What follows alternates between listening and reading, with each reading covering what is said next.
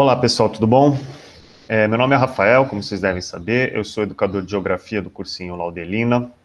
A gente preparou uma série de aulas gravadas para fazermos uma revisão dos conteúdos de geografia que a gente passou durante o ano.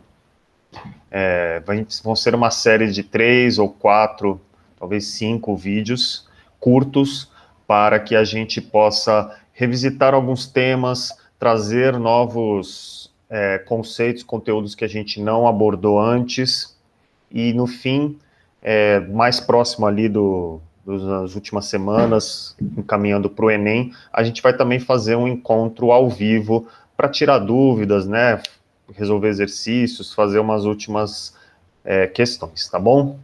Esse primeiro aulão vai ser dividido em duas partes, dentro do tema de geografia física. Primeiro a gente vai tratar, nesse vídeo, de cartografia, e no outro vídeo a gente vai falar de clima, relevo e biomas, e ecologia também um pouco, tá bom? Lembrando que os conteúdos que a gente vai passar aqui estão todos lá, no Google Sala de Aula. Então, não só assistam às aulas, é para vocês estudarem, é para fazer a anotação do que vocês estão vendo, anota da sua própria maneira no caderno, ou faz no computador, como achar melhor.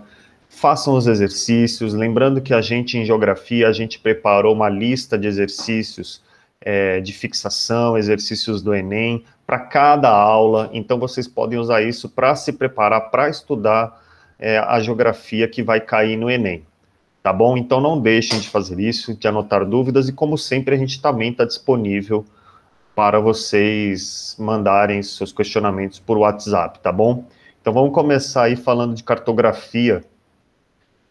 Como vocês, para quem esteve, né, na verdade, na primeira aula do ano, né, que a gente introduziu a geografia por meio da cartografia. O que é a cartografia? A cartografia é a arte e a ciência de representar a paisagem e a terra em uma superfície, né? Como que a gente faz isso? Tem diversas maneiras da gente fazer isso, né? Como vocês estão vendo aqui, tem dois tipos que a gente conhece bem, né? Tem o globo e tem os mapas, né?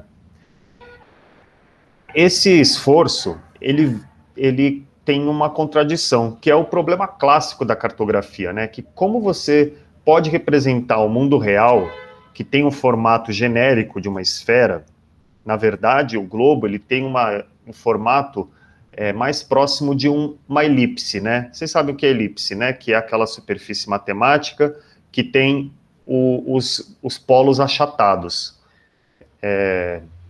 Como você faz para representar esse mundo real em uma folha de papel, que é plano, né? Então, o mundo real está aqui, e aí você tem que transferir isso tudo para um plano.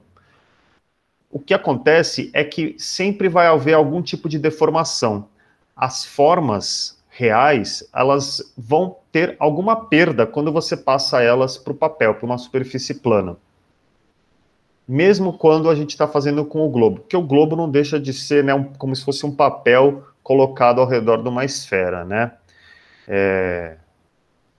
A gente também deixa aqui o questionamento para quem pensa que a Terra é plana, né?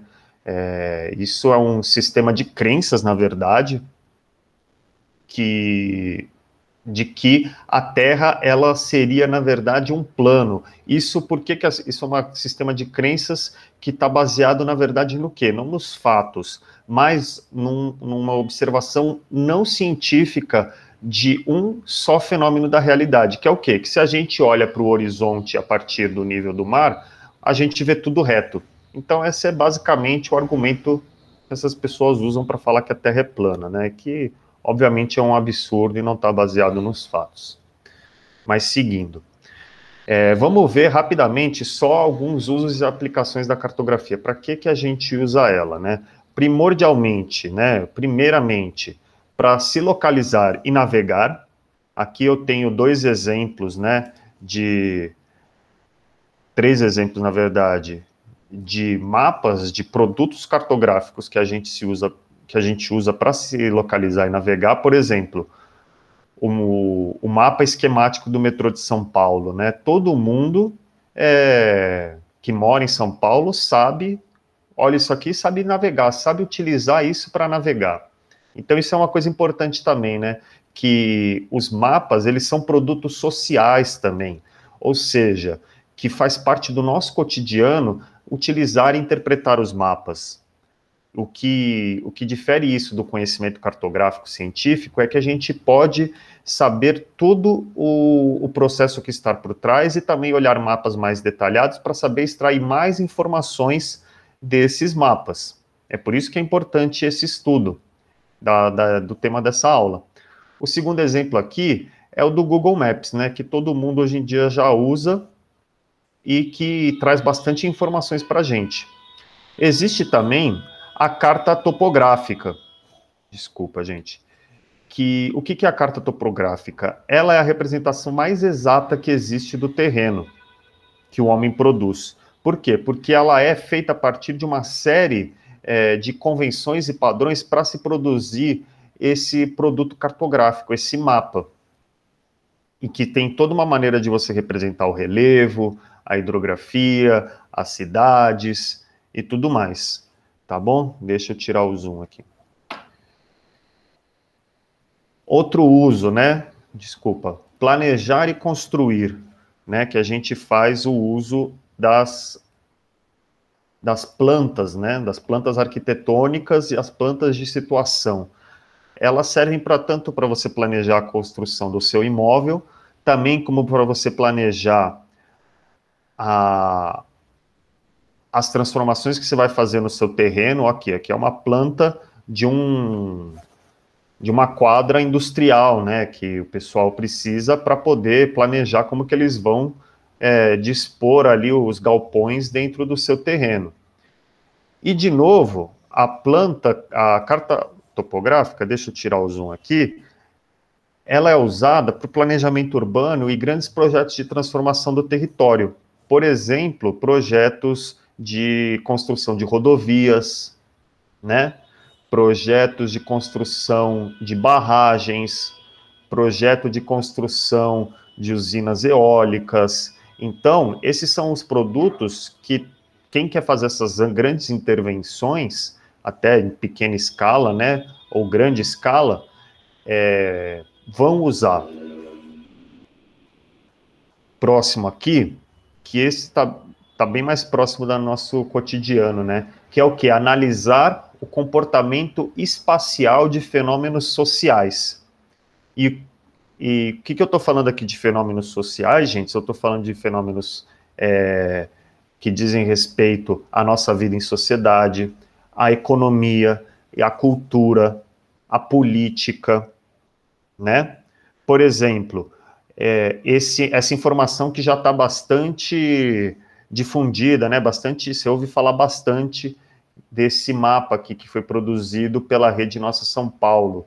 Eu estou passando o mouse, né? Que ele diz o quê? A idade média ao morrer em São Paulo, né? Então ele demonstra as desigualdades dentro do município de São Paulo, em que você tem um habitante, né, da região central, de Moema, que tem uma expectativa de vida ao nascer de 80 anos, e o habitante que nasce na cidade de Tiradentes, que ele tem uma expectativa de vida de 57 anos, ou seja, né, uma distância de menos de 100 quilômetros, você tem uma diferença de expectativa de vida de quase 23 anos, né, mais de 23 anos.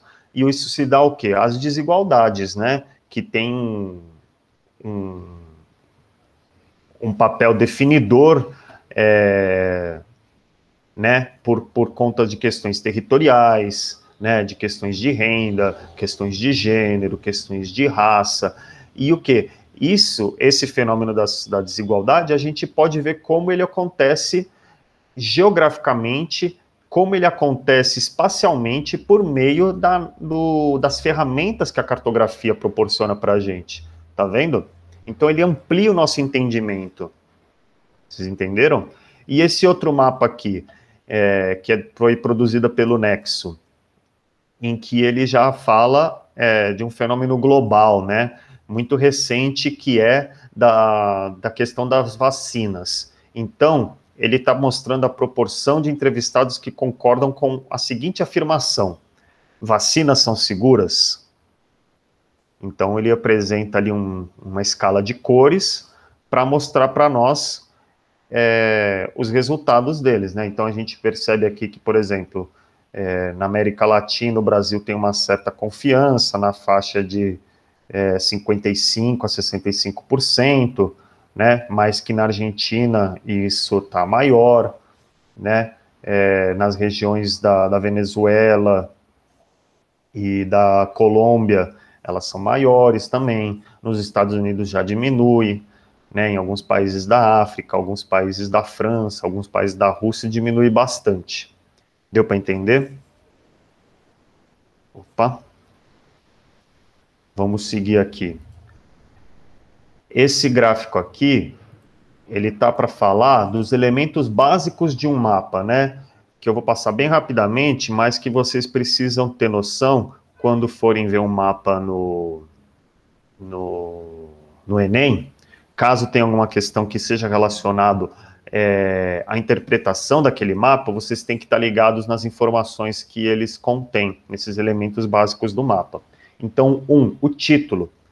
O mapa, como um produto científico, ele tem que sempre ter um título que informa o que ele significa, né? Então, por exemplo, esse nosso exemplo aqui, a gente tem um mapa cujo título é Domicílios chefiados por mulheres no Brasil. Tá, então já sei o que eu vou encontrar aqui. 2, a legenda. A legenda ela vai explicar certos elementos do mapa, principalmente os elementos essenciais para você poder interpretar esse mapa, né? Que no caso, a legenda ela está fazendo o quê? Uma escala de cores, do roxo mais claro até o azul mais escuro, em que ele divide os estados em categorias segundo essa faixa de porcentagem de mulheres que chefiam os lares. Então, a gente já está vendo aqui, né, que, por exemplo, nos estados de Rondônia, Mato Grosso, Paraná e Santa Catarina, tem as menores taxas de domicílios chefiados por mulheres, enquanto que na Bahia, em Pernambuco e Rio de Janeiro são as maiores taxas, também no distrito de Brasília, né? E daí a gente já pode tirar outras conclusões, né? Fazer outras perguntas a partir disso, né? Por quais são os motivos disso? Será que isso está ligado à renda? Será que isso está ligado a uma questão de gênero? Ou quais outras questões isso está envolvido, né? Tudo bem. 3, orientação. Orientação é para a gente saber como que esse mapa está em relação ao norte, né? Então, a gente está vendo aqui essa seta, como colocando norte. Essa é a orientação padrão, né, que a gente conhece do Brasil, então a gente já sabe que esse é o norte, né? O norte está para cá, o sul está para cá, o leste para cá. Mas, às vezes, esses mapas podem estar diferentes, né? Com diferentes orientações. Principalmente, numa prova, pode cair isso só para confundir a gente. Tá bom. Escala. A escala serve para quê? A escala serve para a gente poder calcular as distâncias reais a partir das distâncias que tem no mapa. Vocês entenderam? Então, por exemplo, esse mapa, ele tem essa escala, né, em que essa barra inteira representa 600 quilômetros no mundo real. Vocês entenderam? Então, se eu pegar, por exemplo, né, fazer uma linha aqui, ó, entre São Paulo e Rio de Janeiro, né, as capitais, aí eu pego isso aqui e coloco para cá, eu tô vendo que tem aqui uma distância nessa seta que eu coloquei de aproximadamente uns 600 quilômetros, que é justamente a distância de São Paulo e Rio de Janeiro. Deu para entender como usa essa escala a partir do mapa? 5 é a projeção. A projeção é a técnica de mapeamento utilizada, que eu não vou abordar aqui, mas lá na aula que está no sala de aula vocês podem ver mais sobre. 6 são as coordenadas. As coordenadas a gente vai ver em seguida, tá bom? Em que ela significa, basicamente, são os dados necessários para que a gente possa se localizar no mapa. Beleza? Seguindo aqui, quais são os tipos de representações cartográficas, né, que a gente já viu? É meio que um resumo dessa parte, em que a gente tem basicamente 3 tipos de representações, né, que é o mapa, a carta e a planta, né. Isso tem uma diferença de escala, tem uma diferença de detalhe e território coberto, né. Isso cai no Enem, esse tipo de pergunta, né. Por exemplo, né, a escala desse mapa que a gente está vendo, vamos supor que ela seja uma escala de 1 para 1 milhão. Essa escala é maior ou menor que a escala de 1 para 100 mil da carta? Essa é uma pergunta que até de matemática, né? E sempre confunde o pessoal. Como vocês estão vendo aqui, ela é uma escala menor, porque ela é uma escala pequena. Como que a gente faz para saber isso? Quando a gente tem essas escalas numéricas que chamam, né? A gente pega simplesmente e faz uma divisão, porque isso é uma divisão. Então você vai pegar esse 1 e dividir por 1 milhão. Pega o resultado e compara com 1 dividido por 100 mil. É menor 1 por 1 milhão do que 1 por 100 mil. Vocês entenderam? Então a escala do mapa é menor que a escala da carta, que é menor que a escala da planta. Uma escala alta, 1 para 10 mil, 1 para 20 mil. O que isso significa? Que 1 centímetro na planta significa 20 centímetros no mundo real. Deu para entender? E isso influencia os outros aspectos, que é do detalhe e do território coberto. Veja só. E eles são inversamente proporcionais. Quando um aumenta, o outro desce. Vamos ver. Esse mapa, por exemplo, é do Brasil inteiro. Então, ele cobre um território maior do que os outros mapas, né? Que cobre o território do Rio de Janeiro e o outro que cobre a planta do seu apartamento. Então, ele cobre um território maior. Mas o nível de detalhe é menor no mapa do Brasil.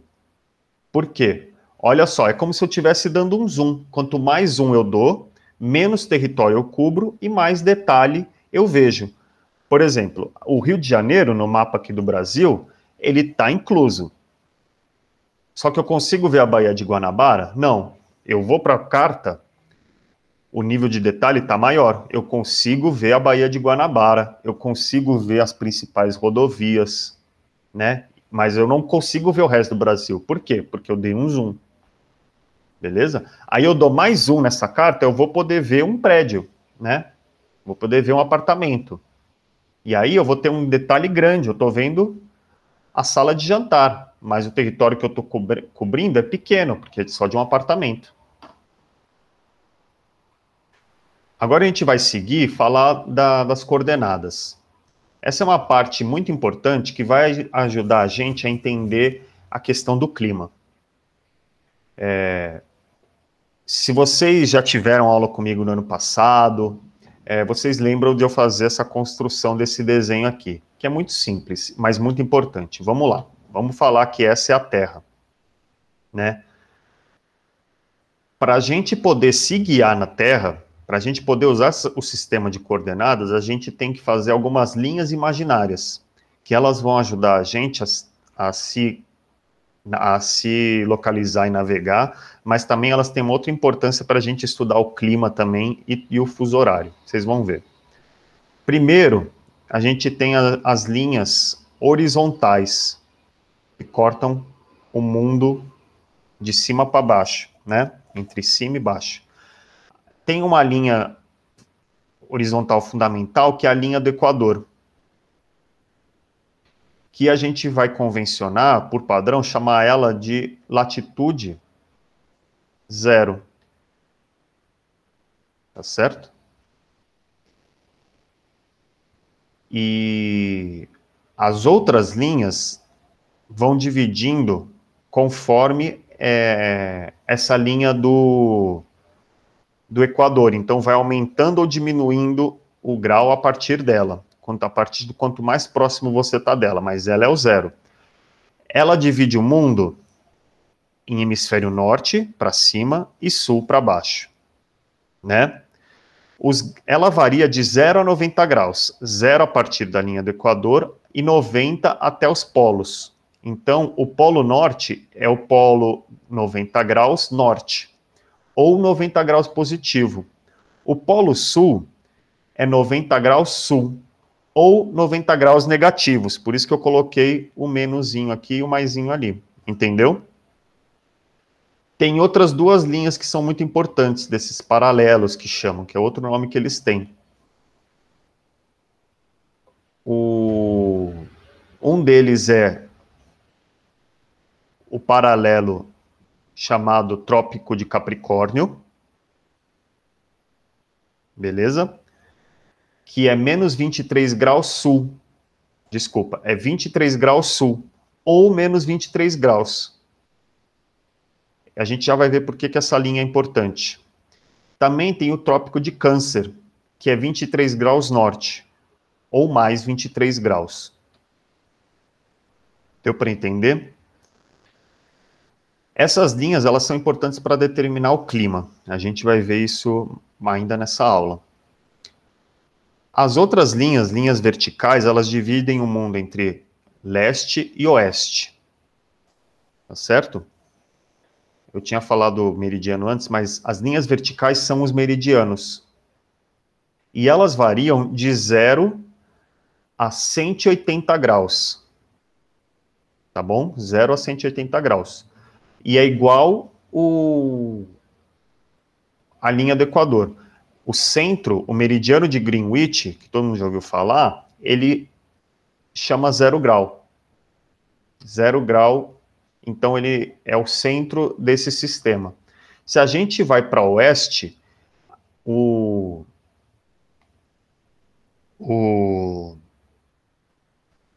grau diminui, o grau é negativo. Então, se a gente vai para oeste, por exemplo, a gente pode pegar um ponto aqui no meio, seria menos 90 graus de longitude, que é assim que se chama, outro nome para as linhas verticais, a longitude. Vou até escrever aqui para ficar registrado.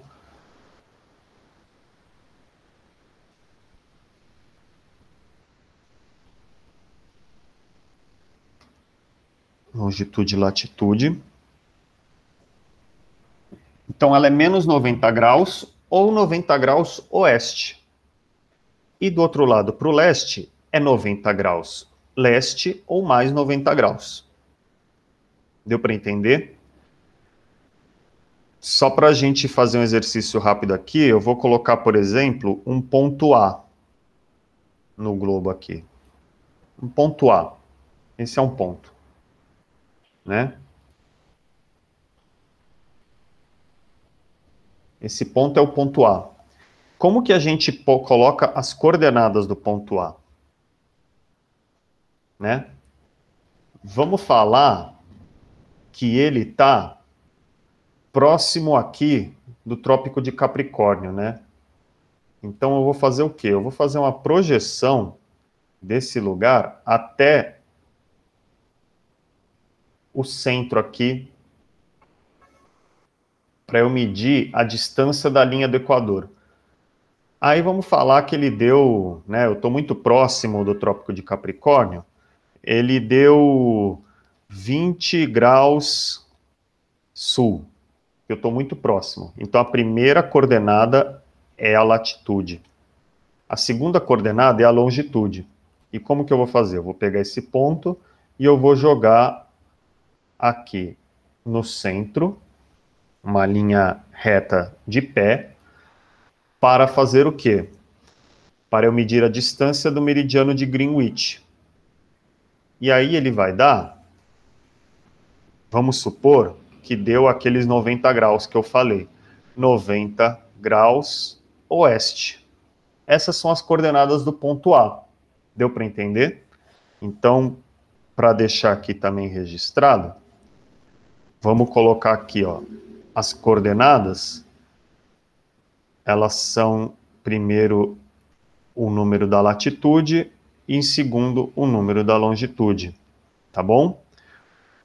Outra maneira de eu colocar é como é oeste, como é sul, a latitude é negativa, então é menos 20 graus, vírgula. Como é oeste, a longitude é negativa também, então é menos 90 graus. Deu para entender? Vamos seguir então. Agora a importância, vou explicar o porquê que é a importância dessas linhas da latitude, né? A latitude, ela define as grandes zonas climáticas do nosso planeta. Por exemplo, aquelas linhas imaginárias, o Trópico de Capricórnio e o Trópico de Câncer, a faixa entre essas duas linhas, ela representa a zona tropical ou zona intertropical. A gente está vendo aqui pelo mapa que é onde a maior parte do Brasil está inserido. As zonas além dessa zona temperada, para cima ou para baixo, as zonas para cima ou para baixo da zona tropical, elas são chamadas de zona temperada do norte e zona temperada do sul. As zonas mais para cima ou para baixo das zonas temperadas, elas são chamadas de zona glacial. E eu devia ter colocado, né,